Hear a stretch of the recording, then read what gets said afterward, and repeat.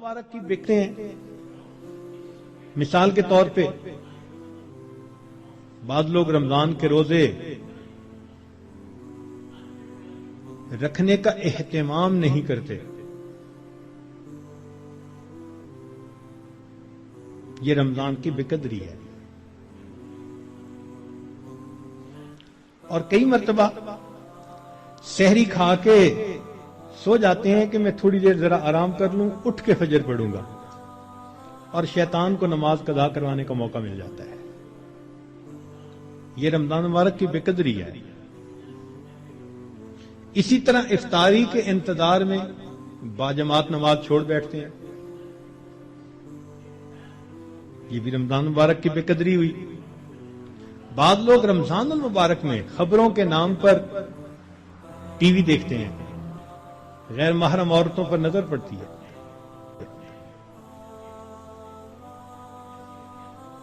بازار سے گزرتے ہوئے اپنی نگاہ کا احتیاط نہیں کرتے. یہ بھی رمضان مبارک کی بے قدری ہوئی. اخبار بینی کے شوق میں تصاویر بھی دیکھتے ہیں.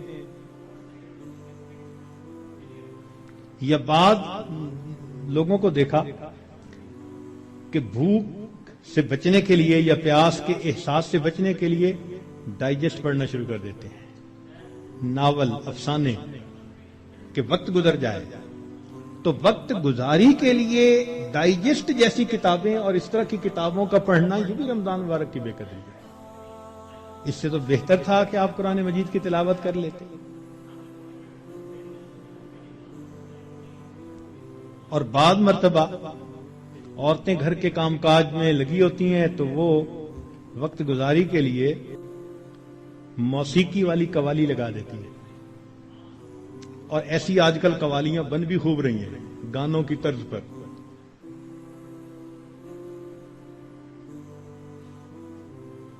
بھئی کوئی بیت الخلاء کے طرز پر مسجد بنا دے تو آپ کو خوشی ہوگی، دیکھ کے غصہ آئے گا نا. تو اگر کوئی نعت بنانی تھی تو ضروری ہے کہ گانے کی طرز پر بنانی ہوتی ہے. خدا کے بندو، تو اس قسم کی قوالیاں جن میں ساز ہو، موسیقی ہو، وہ حرام ہوتی ہیں. نبی علیہ السلام نے ارشاد فرمایا، میں آلات موسیقی کو توڑنے کے لیے مبعوث ہوا ہوں، اس لیے اس سے 100% پرہیز کرنا چاہیے. بعض نوجوان وقت گزارنے کے لیے انٹرنیٹ پہ بیٹھ جاتے ہیں، اور جو دنیا بلا کا گند ہے وہ انٹرنیٹ کے اندر موجود ہوتا ہے. یہ بھی رمضان مبارک کی بے قدری ہوئی. اور بعض اپنے دوستوں سے میسیجز کا سلسلہ شروع کر دیتے ہیں. یہ بھی رمضان مبارک کی بے قدری.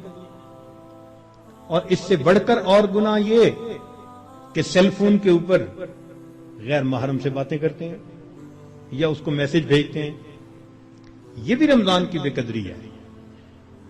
اور یہ بھی رمضان کی بے قدری ہے کہ انسان غیر محرم کو کہے کہ میں اب رمضان میں میسج نہیں بھیجوں گا، اس کے بعد بھیجوں گا. تو اس کا مطلب یہ ہوا کہ اس نے اللہ کے حکم کی تعظیم نہیں کی. تو رمضان میں ان گناہوں کو کاملاً چھوڑنا ہے، یہ نہیں کہ صرف رمضان کے لیے چھوڑنا ہے. بعض لوگ حالات حاضرہ کے نام پر ایک دوسرے بندے کی غیبتیں شروع کر دیتے ہیں. بعض لوگ رمضان میں یہ کہنے میں بڑا خوش محسوس کرتے ہیں آج روزہ بڑا لگ رہا ہے. بھائی صبر کیجئے، صبر کا مہینہ ہے، اور روزہ لگا بھی تو کتنے گھنٹے کی بات ہے، چند گھنٹے کی بات ہے. مگر وہ اس کو ایک ٹاپک بنا لیتے ہیں. ہر آنے والے کو بس میں اٹھ نہ سکا، تھوڑا وقت تھا، پانی نہ پی سکا اور کھانا نہ کھا سکا. ایسے لگتا ہے جیسے روزے کا ماتم کر رہے ہوں بیٹھے ہوئے. یہ بھی رمضان کی بے قدری ہے. رمضان مبارک میں جو آدمی اللہ رب العزت کے قرب کے لیے کوششیں کرے گا، یقیناً اللہ رب العزت اس کے گناہوں کو معاف فرمائیں گے اور اسے اپنا قرب عطا فرمائیں گے.